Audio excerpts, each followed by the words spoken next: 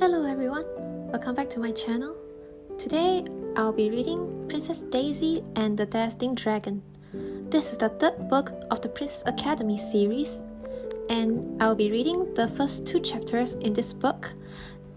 And if you would like to see the continuation of the story, please do subscribe to my channel and look out for my future videos. Thank you a lot for your support, and now let the story begin. Hello, and I really want to say hello to you in the right way.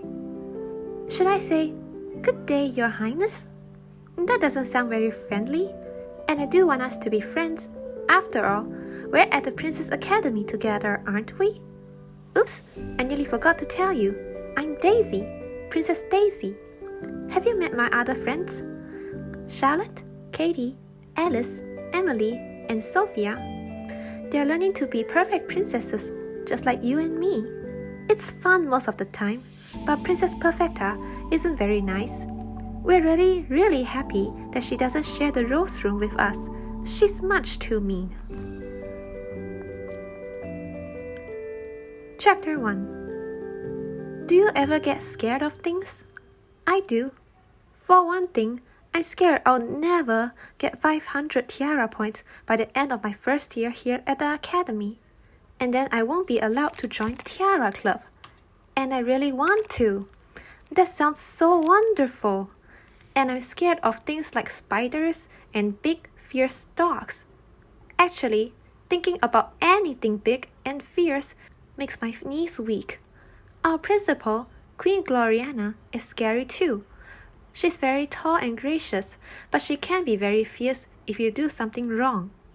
Fairy Godmother Fairy G is much friendlier, but even she can get angry, and when she does, she swells up to twice her usual size.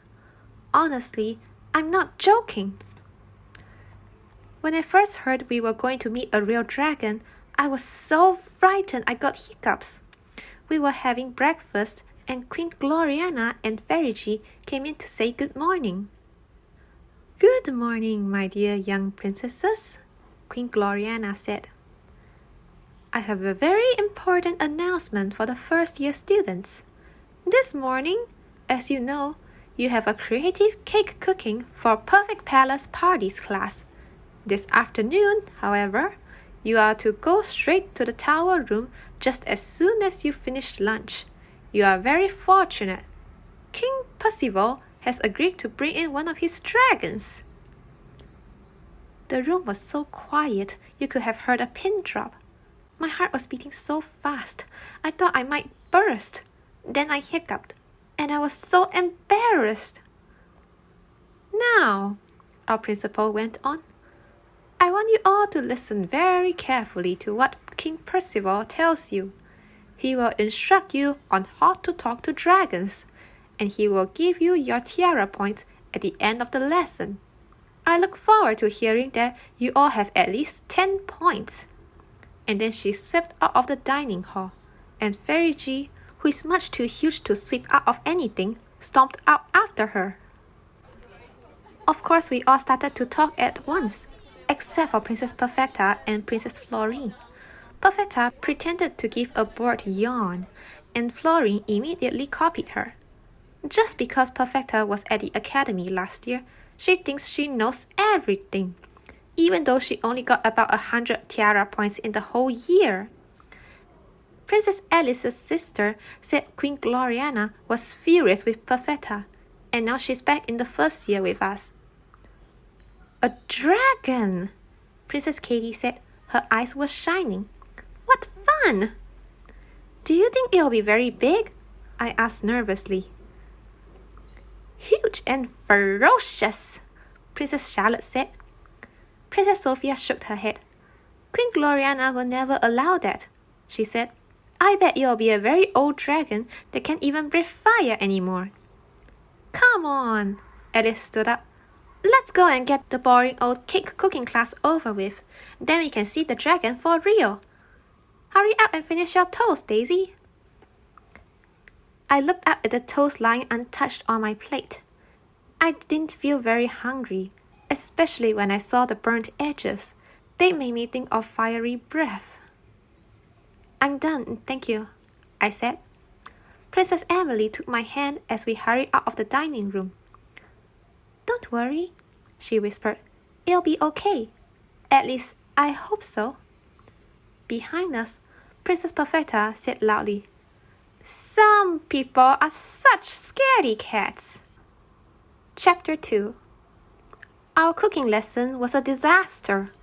Usually I enjoy cooking classes because when I'm at home, our cook won't let me near the kitchen. She says it's not the place for princesses and chases me away with a big wooden spoon. Luckily, Queen Gloriana thinks we should know how to cook, just in case we don't live happily ever after. She also says that some royal families can't afford cooks. Anyway, I was so busy worrying about the dragon that I didn't hear when Lady Victoria told us what temperature we should set the oven to. My fairy cakes came out totally black. Florine said loudly, Who needs the fire company now? She and Perfetta snickered together. Don't pay any attention to her, Sophia said. Here, you can have some of mine.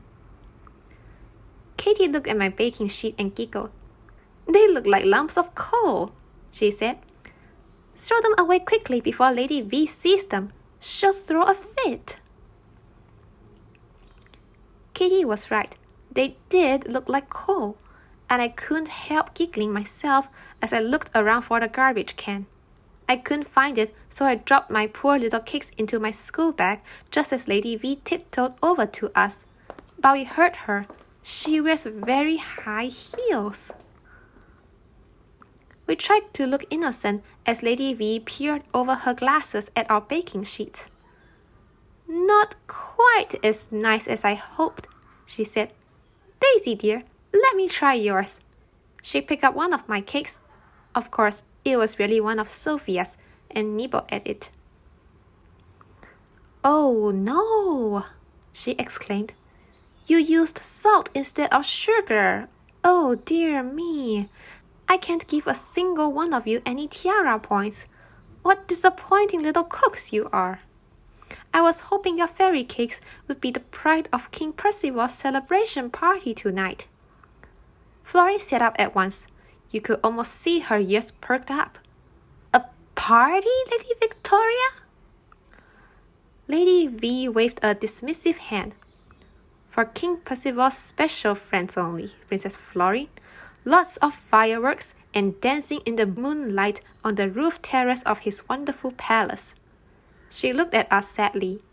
I'd planned on presenting him with a mountain of fairy cakes with pearly pink icing.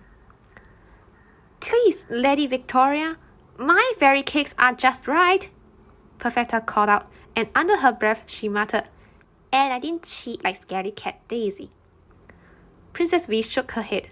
No, Perfetta dear. Yours are a teensy bit undercooked, and please take 2 minus tiara points for calling out so boastfully. Perfetta swore as Lady V tiptoed away. Then the bell rang loudly, and we all trooped out into the hallway and headed for lunch. I couldn't eat any of my pizza. I kept thinking I could smell smoke, and it made me twitchy. Emily didn't eat much either. The dragon will be chained up, won't it? She asked Alice. Alice rubbed her nose. I don't know. When my big sister was here, she never met a real dragon. King Percival was supposed to bring one in, but the dragon was sick or having a baby or something, and he brought in a cardboard one instead. My sister was really disappointed. Oh, Emily said in a very small voice. Knowing Emily was anxious made me feel a bit braver. We'll stick together, I said. Scaredy cat, hissed Florine. Perfetta laughed. We'll all stay together, Sophia said firmly. Emily and I held hands tightly as we tiptoed up the stairs towards the tower room. It's usually my favorite room. It's got a huge window that opens onto the academy roof, and you can see for miles and miles and miles. But this time, I went up the stairs really slowly. Sophia and Alice were holding hands as well. And even Charlotte and Katie hesitated before they went through the doorway. Oh, I said nervously. I'm scared, Emily. Me too, Emily said, and her voice was shaky. But we are princesses. I swallowed hard. Yes, I said. Let's go. And in we went, expecting to see a huge dragon with glittering scales and ferocious glaring eyes. I was ready to run away if it was too terrible. But it wasn't terrible at all. The dragon was totally fantastic.